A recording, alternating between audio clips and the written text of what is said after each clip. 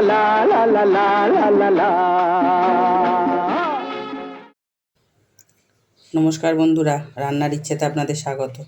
আজকে আমি আপনাদেরকে ছোলার ডালের একটা নতুন রেসিপি করে দেখাচ্ছি, দেখুন আর আমার সঙ্গে থাকুন। আমি ছোলার ডালটা কী দিয়ে করছি, কিভাবে করছি, সেটাই আপনাদের সঙ্গে আমি শেয়ার করতে চলেছি। চলুন, আমি এখানে 200 গ্রাম ছোলার ডাল নিয়েছি। এটাকে আমি এখন ভালো করে ধুয়ে একটু ভিজিয়ে রাখবো, যাতে একটু তাড়াতাড়ি সিদ্ধ হয়ে যায়, সেই জন্য। তারপর আমি ফেরত আসছি। আমি এবার ডালটাকে কিন্তু এবার একটু কাঁচা লঙ্কা আর পরিমাণ মতন জল দিয়ে সিদ্ধ করে তারপর ফাইনাল ফেরত আসছি। এটা জ্বালিয়ে আমি এখানে কিছুটা তেল গরম করতে দিয়ে দিই।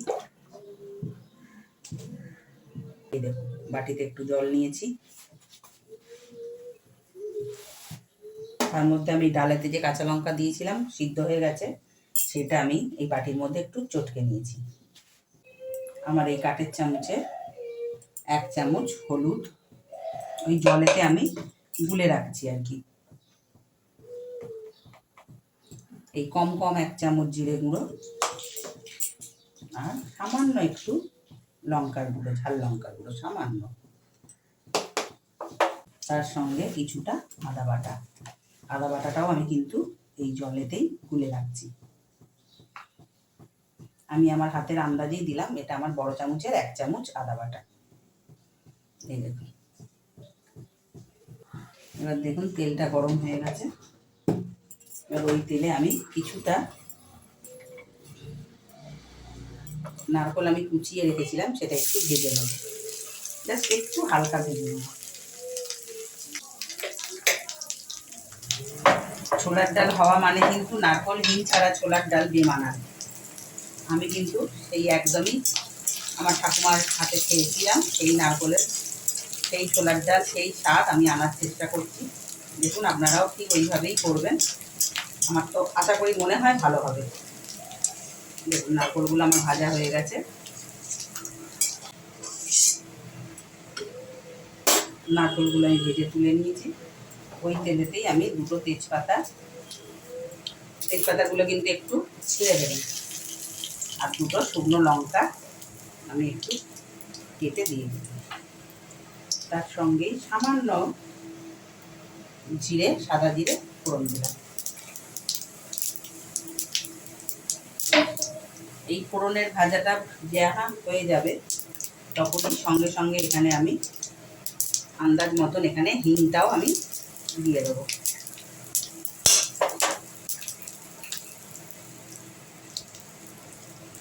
তারপর যে মশলাটা আমি করে রেখেছিলাম, জলে ভিজিয়ে রেখেছি, সেই মশলাটা আমি একটু নেড়ে দিয়ে দিলাম। এবার একটু মশলা থেকে তেল ছাড়া পর্যন্ত একটু জাস্ট স্লাইড একটু অপেক্ষা করব। দেখুন মশলাটা কিন্তু তেলটা অলরেডি ভাজতে শুরু করেছে। এইখানে আমি একটু টমেটো অ্যাড করে দিলাম।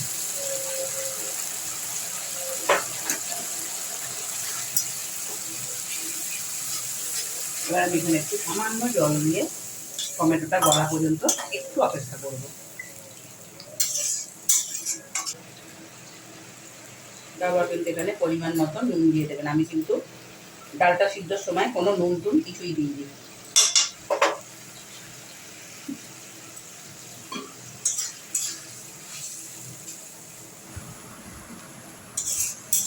টমেটোটা গলে যাবে, তারপরে কাঁচা নারকেলটা যে কুড়িয়ে রেখেছি সেটা দিয়ে একটু কাঁচা গন্ধটা চলে যাবে, একটু নেড়ে চেড়ে নেবেন, তারপর ডালটা দিয়ে দেবেন।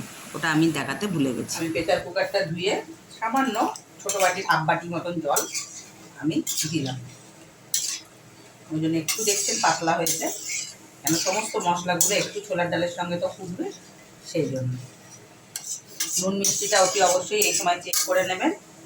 এবার একটু ফুটে উঠুক, আমি এই যে নারকেলটা ভেজে রেখেছি সেটাও আমি দিয়ে দিলাম।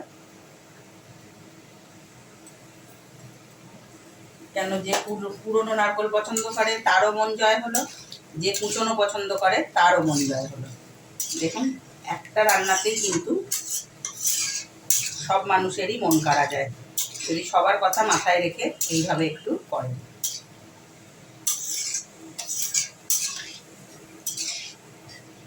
ব্যাস এবার একটু ফুটে উঠলেই আমি ফেরত আসছি।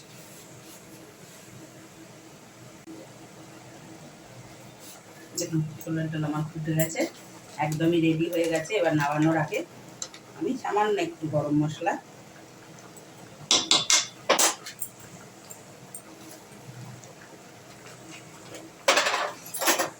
আর 1 চামচ মতন ঘি আমি দিয়ে দিলাম। ব্যাস একদম অনুষ্ঠান বাড়ি বলুন কি যাতেই বলুন, পুজো বাড়ি বলুন, একদম কিন্তু এরকমভাবে যদি ছোলার ডাল হয় তাহলে কিন্তু আর কোনো কথাই হবে না। ব্যাস আমি এটা নেড়ে চেড়ে এবার একটু ঢাকা দিয়ে রেখে দেবো। দেখুন খুব চটজলদি ছোলার ডাল একদম রেডি।